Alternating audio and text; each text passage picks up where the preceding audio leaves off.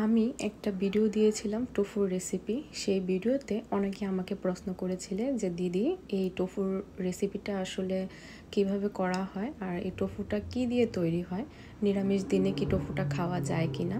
তো আজকের ভিডিওতে আমি তোমাদের সাথে টোফুটা আসলে কি আর এটা কি দিয়ে তৈরি হচ্ছে বা এটা কেমন হয় দেখতে, যারা অনেকে জানো না তাদের জন্য আজকের ভিডিওটা আমি একটা রেসিপি সহ তোমাদের সাথে শেয়ার করছি। আশা করি পুরো ভিডিওটা দেখলে তোমরা বুঝতে পারবে যে আসলে টোফুটা কেমন হয় বা খেতে কি কি রেসিপি আমরা রান্না করতে পারি।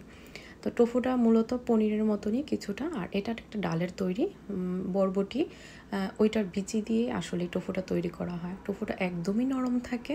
তো আমি প্রথম অবস্থায় টোফুতে প্যাকেটটা খোলার পর এটাতে একটা জল থাকে, সে ফেলে দিয়েছি। তারপর এটাকে ভালোভাবে আবারও ঠান্ডা জলে ধুয়ে নিয়েছি। আর এই যে টোফুটা আমি একদম ছোট স্লাইস করে কেটে নিয়েছি, এই যে এরকমভাবে। আজকে আমি একটা টোফুর কারি রান্না করব, সেটা পনিরের মতো করেই একদম রান্না করব। তো অবশ্যই দেখো। তো প্রথমে আমি টোফুটাকে ভালোভাবে কেটে হলুদ আর লবণ দিয়ে ভেজে নিয়েছি। টোফুটাকে একটু ভেজে দিলে ভালো হয়, কারণ যেটা একটা ডালের তৈরি এটার মাঝে একটু গন্ধ থাকে, কিন্তু ভেজে নিলে কোনো গন্ধ এখানে থাকে না। তারপর আমি ছোট ছোট করে আলুও কেটে নিয়েছি টোফুতে দেব বলে, সেজন্য আলুগুলো রেখে। আর এখন আমি আজকে পনিরের মতো করে রান্না করব বললাম কারি। তো সেজন্য এখানে আমি বাদাম কুচি নিয়েছি কয়েক ধরনের।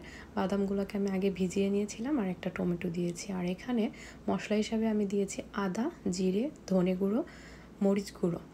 আর এখন আমি সম্বারে সেজন্য দিয়েছি শুকনো মরিচ, তেজপাতা আর জিরে দিয়ে আজকে ফোড়নটা আমি দিয়েছি। আর এখন সেই মশলাটা আমি ভালোভাবে একটু গুলিয়ে নিচ্ছি।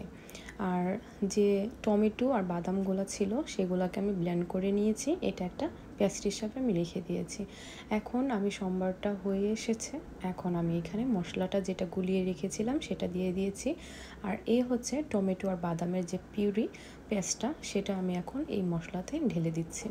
এখন এটা ভালোভাবে নেড়ে চেড়ে আমি একটু কষিয়ে নেব। তেলটা উপর থেকে ছড়ে আসলে টোফুগুলো দিয়ে দেব, কারণ টোফুটা একদমই নরম থাকে। এটা একটু ভেজে নিলে তখন আর ভাঙার সম্ভাবনা থাকে না।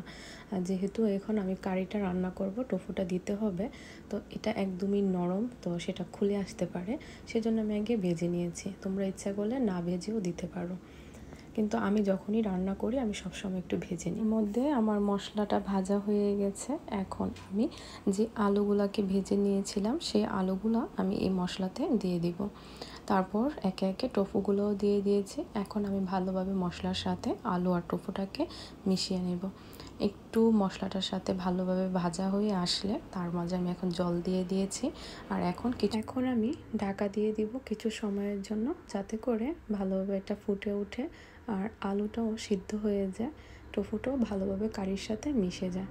কিছুক্ষণ ঢাকা দেওয়ার পর এটা ভালোভাবে ফুটে উঠেছে। আর এখন আমি এখানে সামান্য পরিমাণ ভাজা জিরে গুঁড়ো আর গরম মশলার গুঁড়ো দিয়ে এটা আমি নিরামিষ রান্নাতে ভাজা জিরে গুঁড়ো বা ভাজা যে মশলাগুলো আমরা তৈরি করে ইউজ করি, এগুলা কিন্তু খাবারের সাথে অন্যরকম একটা স্বাদ যুক্ত করে।